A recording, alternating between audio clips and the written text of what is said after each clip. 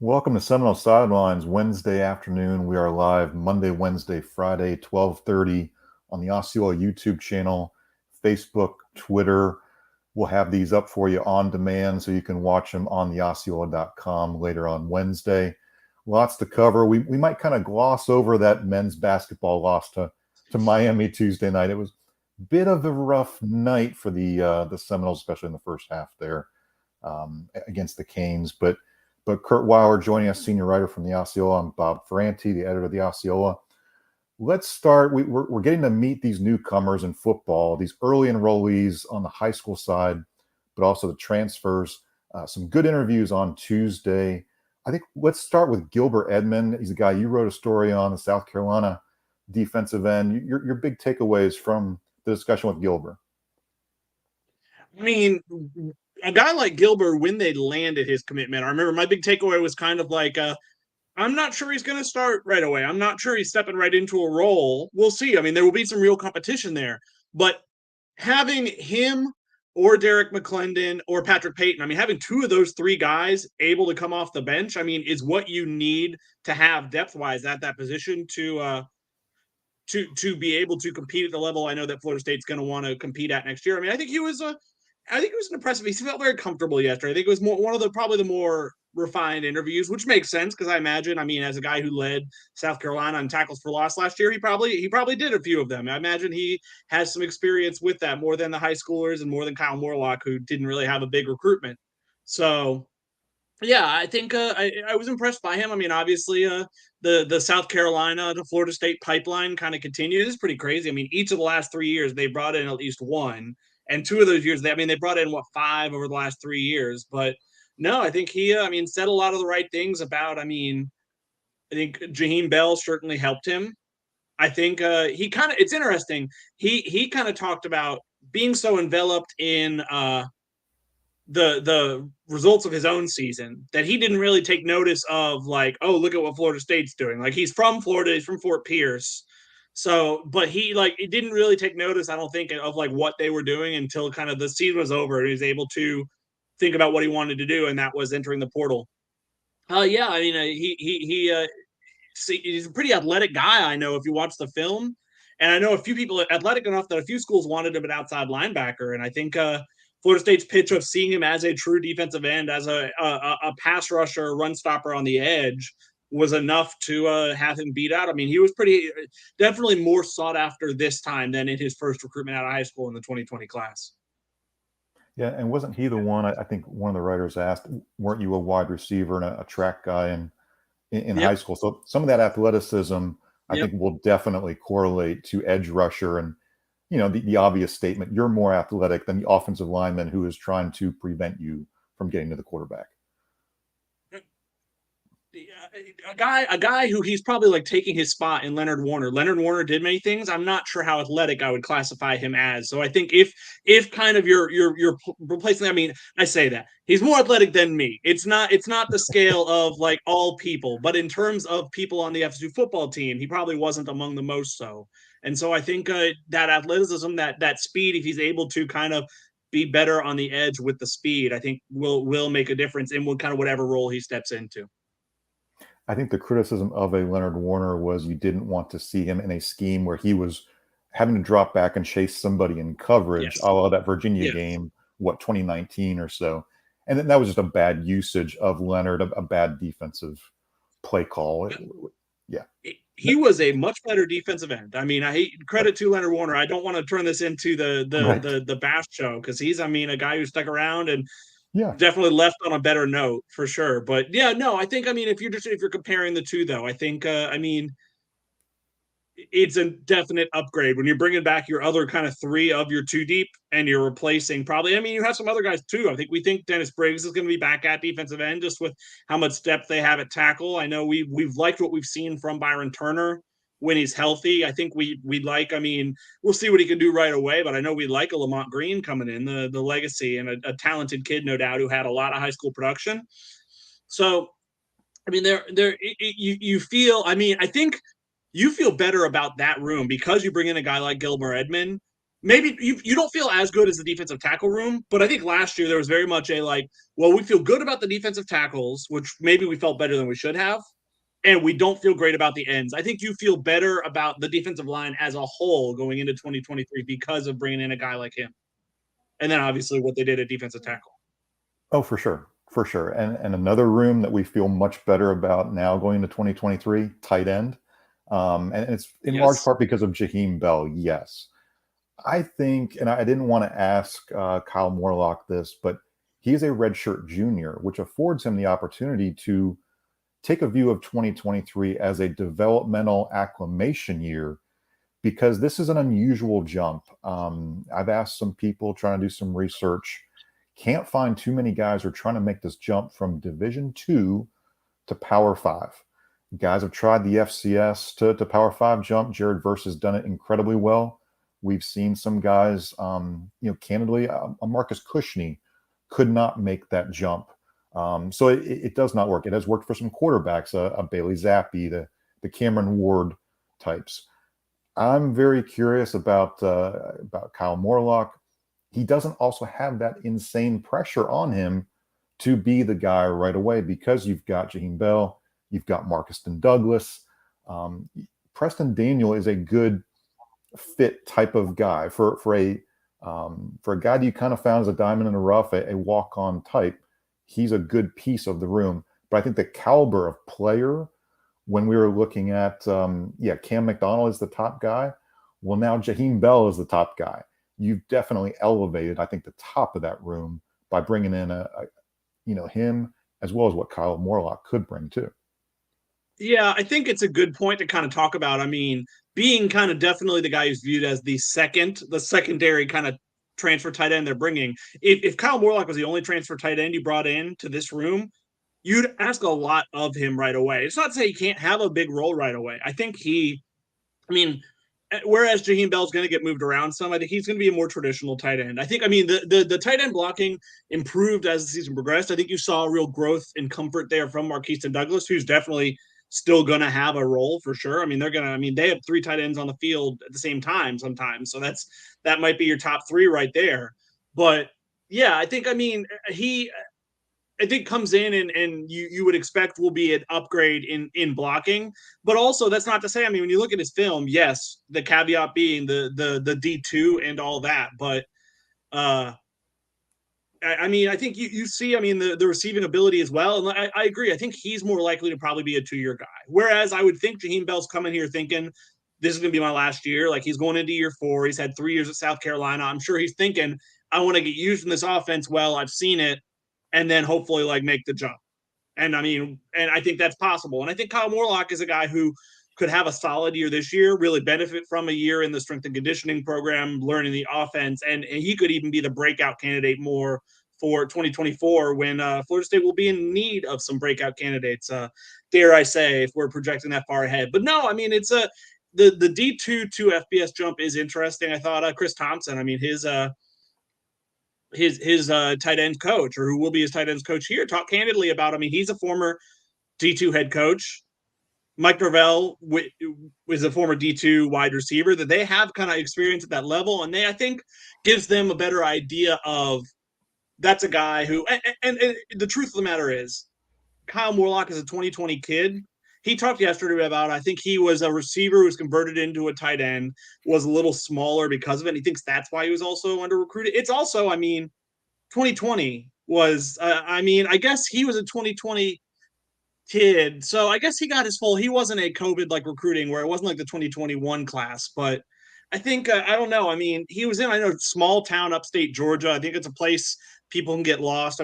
Up northern Georgia instead of southern Georgia, but you compare it to Pokey Wilson and Tamorian Terry from Ashburn, that like people in those small towns can get lost. And I think Kyle Morlock slipped through the cracks. But he's another guy. Tennessee wanted him. Like it was not a Florida State's the only school in on him by any means. I think Colorado even tried to get in on him late. I think Deion tried to make a move. Yeah, really interesting recruitment. I think he's got probably a pretty cool backstory. So I'm trying to chase down some of the shorter college coaches to get a little bit of a perspective about who Kyle is and how his football career developed. Interesting line of question about the whole Jim Halpert thing. Does he look a little bit like John Krasinski, the early years of John Krasinski from The Office? What do you think? Yeah, I mean, I definitely see it. It's funny. I think Andy Staples and Matt Baker, a few people kind of, I took a picture of him when that came up, and I think I'd seen it. Like, I think FSU Twitter had kind of taken note of it while he was like visiting. When I like he was getting pictures of him taken while on visits and stuff. But a few of them like sent gifts, or I think pretty quickly were like, if he were like staring at the camera and smirking, I could see it. Like, I think there's a similarity there. I think someone of my mentions, I'll have to remember who, said that they thought he was a mix of of John Krasinski, of Jim Halpert, and let me find this real quick because it was a baseball player, and I was like, that's pretty dead on. Let's see if I can find it for you real quick. I'm stalling while I go dig it up. Hey, while you're looking, let's think about this. Halloween, I think Kyle Morlock has his costume. I mean, he could make something out of this. Maybe we could find a Dwight Schrute character somewhere on the team to maybe complement what Kyle Morlock can bring for Halloween. Who is the yeah, it's he'll have to do some advanced scouting. It's funny, he said that's not kind of a new thing. I think he's been dealing with it for a while, and I mean, I definitely see it. I think judging from the reaction to my tweet yesterday, I think a lot of people see it as well. Well, anyway, fun discussions on Tuesday and Thursday coming up. We'll have Braden Fisk from Western Michigan. We'll have Keandre Jones from Auburn, as well as some high school players. Jaden Jones, the transfer from Hutchinson. We'll get an update on his injury. I know he had the ACL, and he did say in the fall, Jaden Jones, that he would miss the spring, that he thinks he'll be good to go, July, August for the start of camp. So we will see if he's still kind of on that timeline. Get some good football updates on Thursday for you on the Osceola. Curt, I think we're going to kind of have a little bit of fun with men's basketball. Let's set aside the Tuesday night result. Coach Hamilton said post game, they are consistently inconsistent. It's what makes this team so hard to peg. I think he is somewhat optimistic. Through 10 games, they're 5-5 in the ACC. 10 games to go. I don't think he knows where this team is going. He may think there's not a ton of optimism. He may be kind of in that realism mode. Where are you as far as watching this team? Do you see what Leonard Hamilton sees, that kind of frustration? What's kind of your outlook down the stretch here? It feels like his frustration stems from, they could be, I guess they are a full-on by ACC standards average team. I mean, the case could be made that they've kind of beaten a number of teams who think they should beat, especially at home. But that Pitt win is a resounding win. I mean, that team, Virginia, wasn't able to win there. Like, Pitt had some good home wins and definitely had a home court advantage that had been working in its favor this season. I think his frustration stems from a lot of what it has all season. It's that you're not seeing the consistency. You saw how great last week was. I mean, road wins at Notre Dame and Pitt. He'd be the first person to tell you how hard winning on the road in the ACC is, and to come back and lay an egg against. I'm not saying it is a good Miami team. They're 20th in the nation. By no means is that a bad team or a bad loss. But I think it was a bad effort. The defensive effort, once again, that's been a consistent problem. And I imagine, he's moved away from the junkyard dogs, like playing games in the 40s and 50s. Obviously, they're a little more fun to watch nowadays.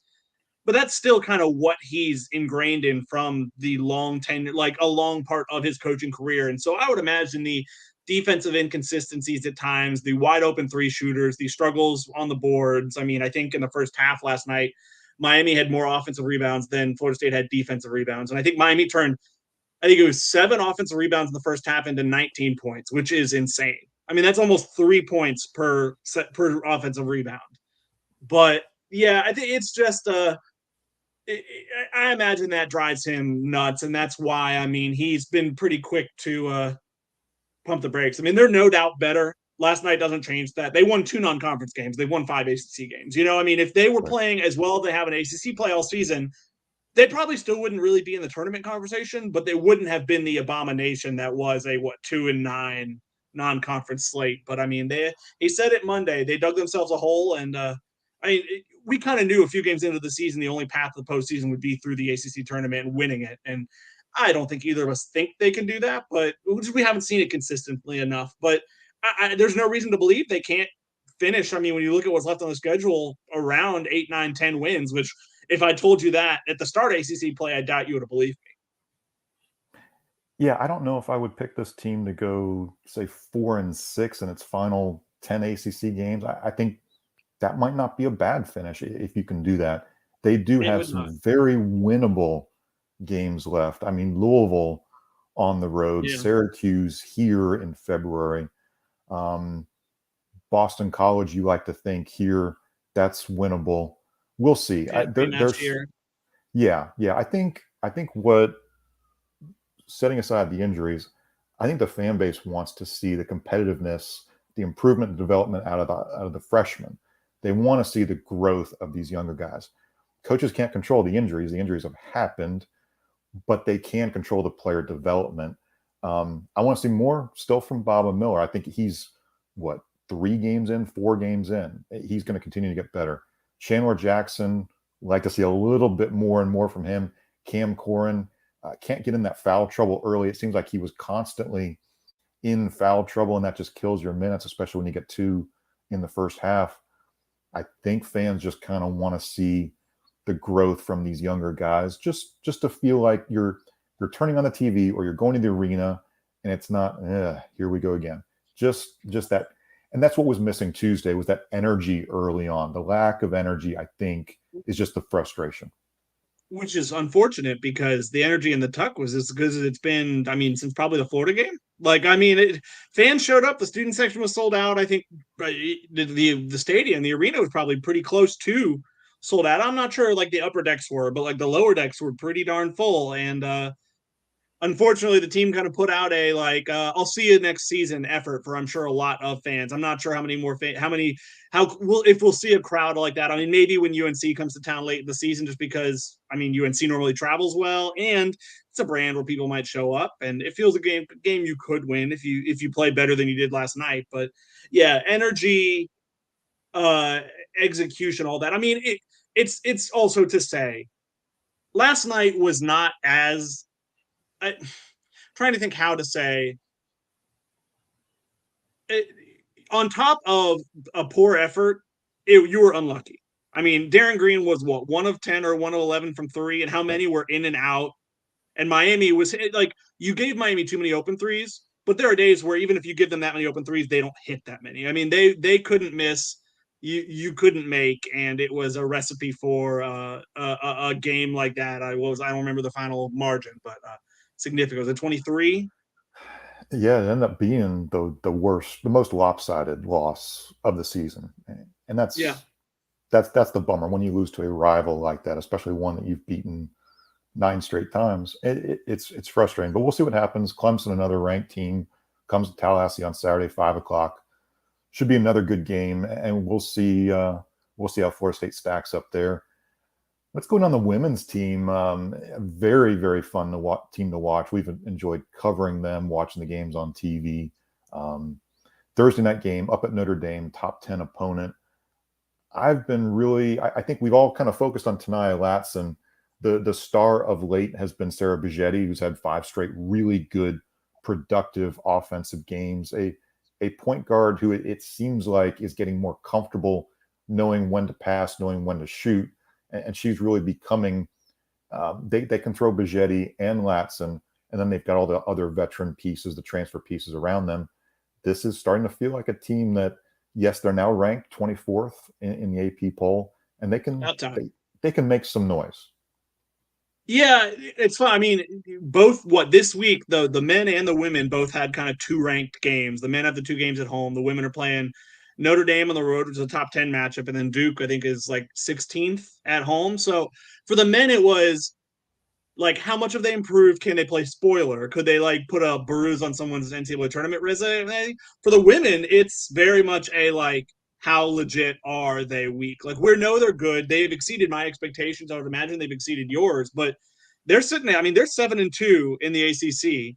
Duke and Notre Dame, the 2 teams they're playing this week, are both 7-1. I mean, if they win one of these games this week, especially if they were to win tomorrow night on the road at Notre Dame, they would be a top 4 seed in kind of the current projection. I think they're a 5 seed right now, kind of right on that hosting bubble. And I did not think, I mean, that this team was going to be in that hosting conversation at the start of the year. It's a testament to, I mean, Brooke and Bill Ferrara. I wrote the story 2 weeks ago about the women's basketball offense, kind of like bringing in Bill Ferrara and his pace and space offense. That is a lot of fun to watch. If you haven't made it there I would encourage you to make it out Sunday for the home game for sure, or to go to Notre Dame if you're in the Midwest. But yeah, I mean, I think it's a lot of fun. And like you said, I mean, Sarah Buggetti has helped win. I feel like Tanaya Latson, who's been incredible, was almost setting herself up like unrealistically, like she wasn't going to be able to sustain that level of play.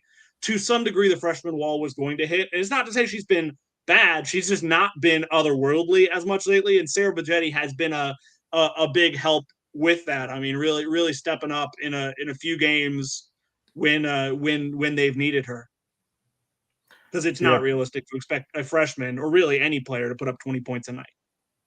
I think the pressure had to be taken off her shoulders, and Sarah has done that, as well as Jazz Massengill, as well as all the other Mariano Valenzuela. They've got a lot of pieces that I think have kind of gone under the radar unless you're watching a lot of these games. So like you said, Thursday up at Notre Dame, Sunday back here, 2 p.m. against Duke. And it sounds like Sue Semrau will be in the house, will be honored pregame with an Yep. event. I think on the court pregame, or I think it's alumni weekend. And so she's just yeah. like coming back as part of alumni weekend. Yeah. And I'm sure that will be, I mean, I hope we get to talk to her. I'm sure she would have some glowing things to say about Brooke and the job she's done.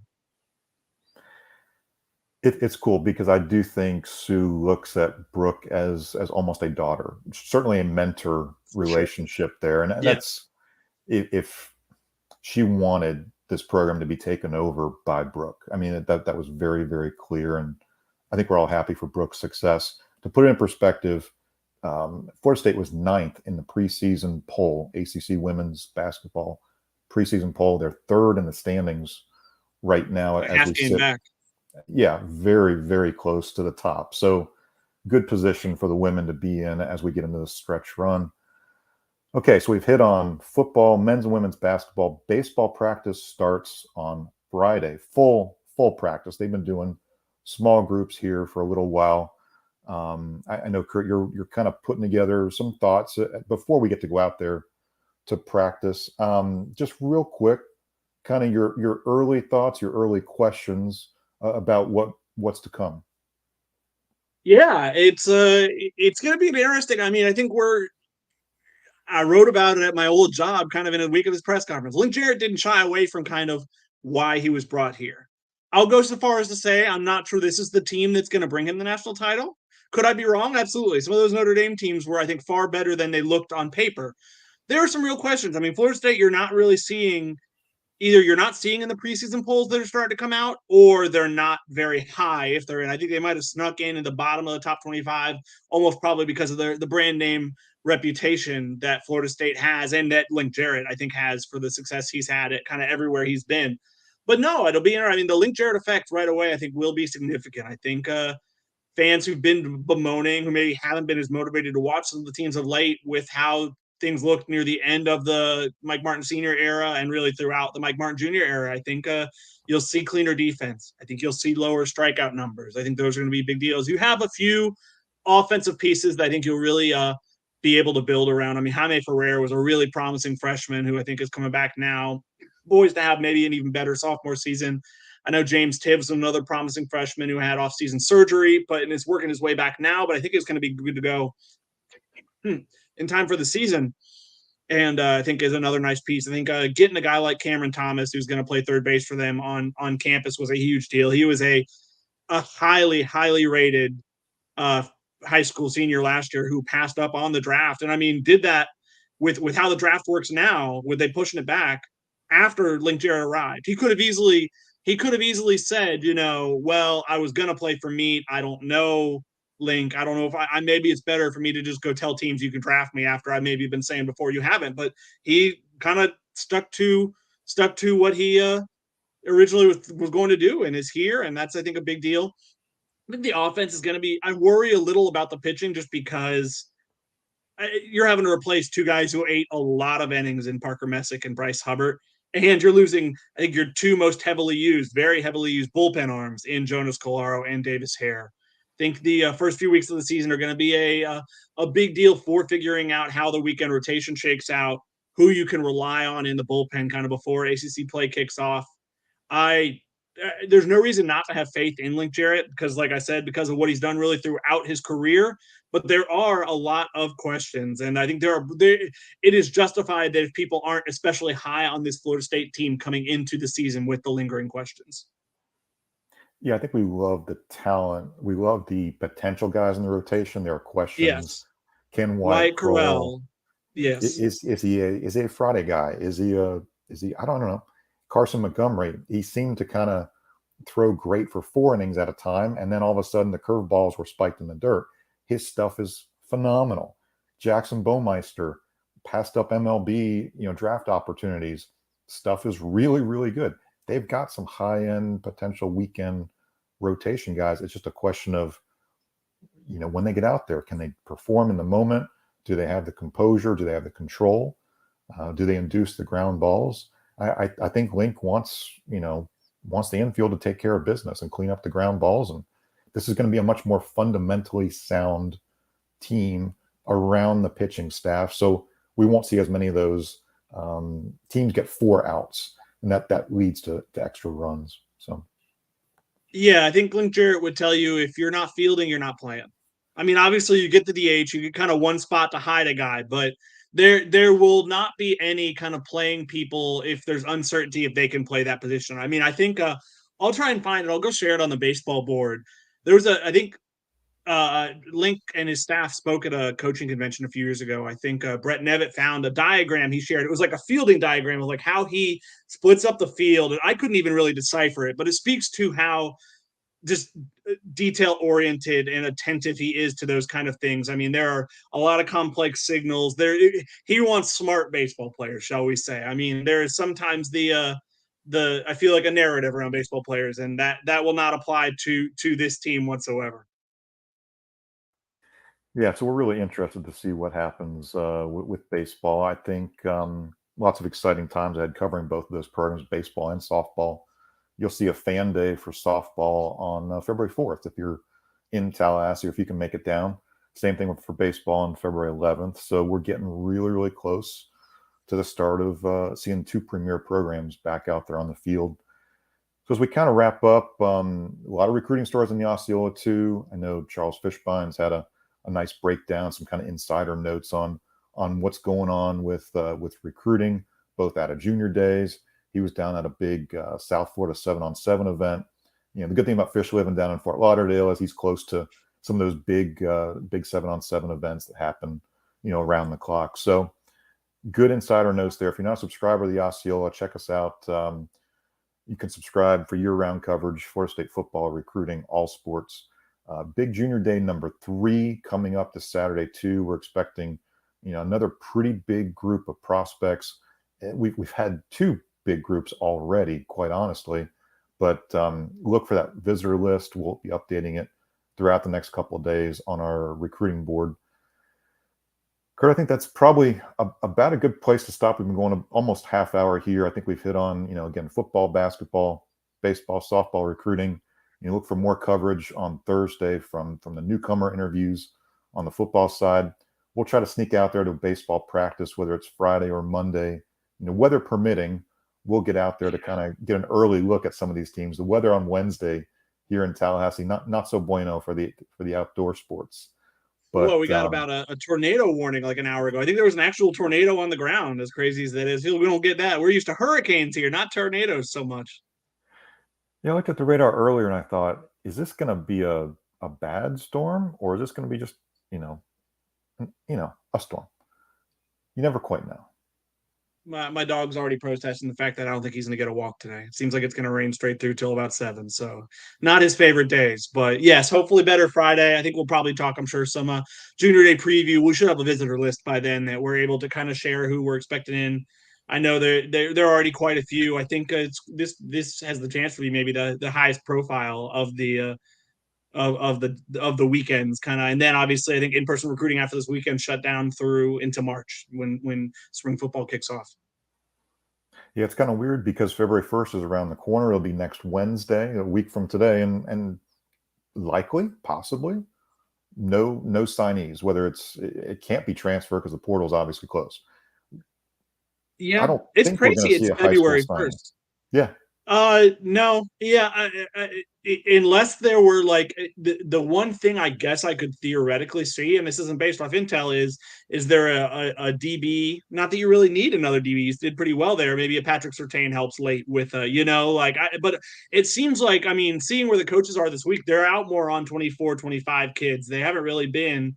There are a few. There aren't truthfully there aren't that many 23 kids left. I mean, they call it the early signing period. It may as well be called the main signing period because there are really only a few kids nowadays who wait until February. And so yeah, I think last year there weren't any either. I think this might be the second straight year where we have a maybe total radio silence national signing day. I would say for how chaotic covering the transfer portal under Norvell can be, we deserve that, Bob. Never stops. I think this was the busiest December. In addition to having the pre-bowl practices, the portal was really active, and yeah, the early signing period. January has felt pretty busy, especially with 3 junior days. I think February could be a little bit calmer on the recruiting front, but again, still got basketball teams going strong, baseball, softball, so we've got lots of things to keep us busy. I mean, in middle of February, we'll be kicking off like spring preview content. I mean, spring probably starts early March. Spring football before you know it. Get ready. Yeah. It seems like the calendar is just constantly overlapping and constantly giving us tons of things to cover. So that's a good thing. No doubt. Well, hey, a good spot for us to stop. Check us out on the Osceola.com. More coverage of Florida State throughout the coming days. And Curt, thanks for joining us. We'll see you Friday, 12:30, right here at the Osceola's YouTube, Facebook, and Twitter. Thanks for watching.